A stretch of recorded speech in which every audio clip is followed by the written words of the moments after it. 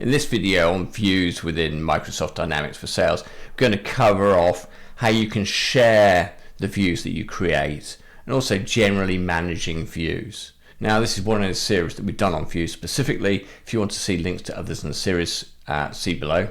Also, if you've got any suggested content ideas or need any help with Microsoft Dynamics, please see the links below. So let's talk about sharing and managing views. I'm going to go into my system here. I'm actually in the opportunities area, but kind of as ever, this applies to all the different views for all the different record types. The first thing I'd note, if we just click on the down arrow to the right of all opportunities there, we then see a list of views. Now, the top two got a little personal icon next to them. So those are test views that I've created, they're personal views.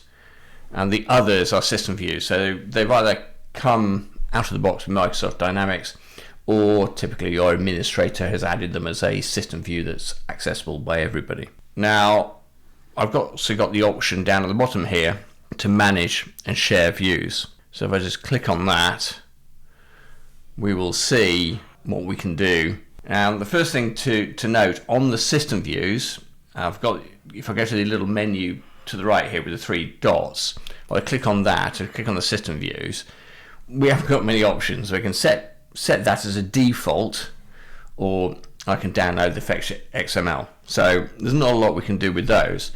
But if we go to a system view, a personal view, and I click on the menu there, you can see I've got a number of different options. So I can hide a view, so if I click on that, it hides it.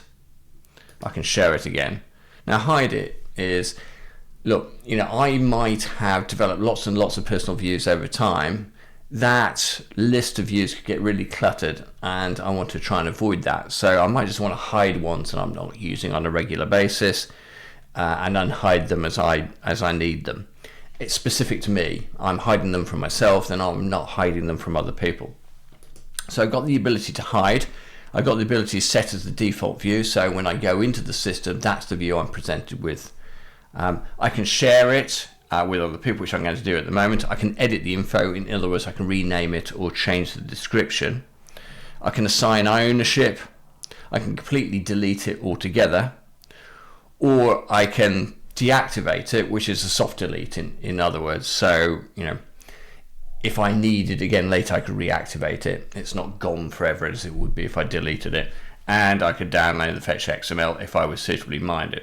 I'll just go on to sharing in a second, but just one thing I can control, by the way, is how these views are ordered. So I can order them personal before system, system before personal, or purely just on an A to Z basis. Now, I'm not going to change that. I'm happy enough with that.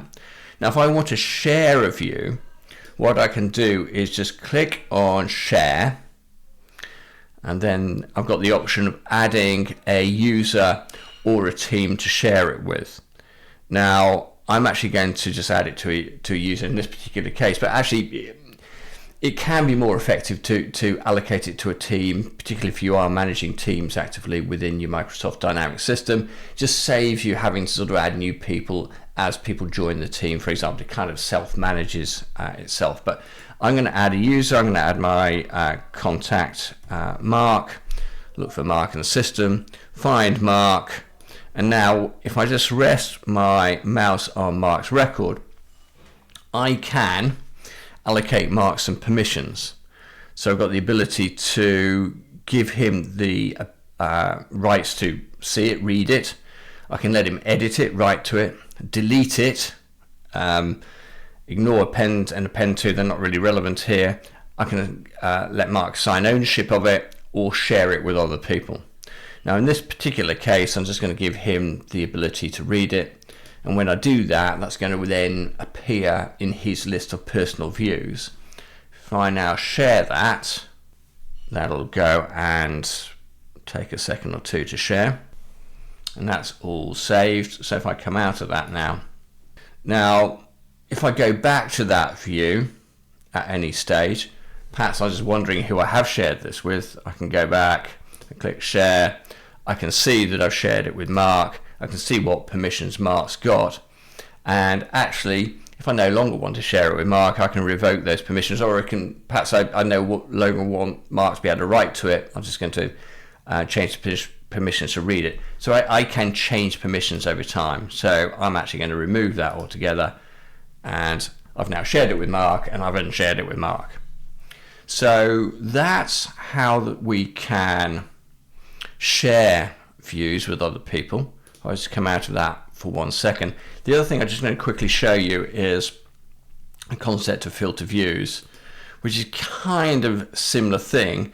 It's just showing all my views in a bit more detail. It allows me to search them. If I've got a lot of views, if I develop a lot of personal views, then it can be quite onerous to manage them. I've got the ability to filter on these columns. If I'm trying to find the right one, I can search for them. I can search by different view types, whether they're hidden, what the status is, who the owner is, etc., etc. So it's quite an effective way of managing things. The one thing it does allow you to do, by the way, which is quite neat, is I can select more than one view, and I could then share multiple views in one go. So if I had a collection of views I wanted to share with perhaps other users, then it's a quicker way of doing than doing it one by one. Anyway, hopefully that's been helpful in terms of helping you be able to share views and manage your views within the system. I say it's one in a series. You can see other videos we've done about views in Microsoft Dynamics below. Equally, if you've got any content suggestions or you need any help with Microsoft Dynamics, please see the links below. Thank you very much for your time today, and hopefully see you again soon.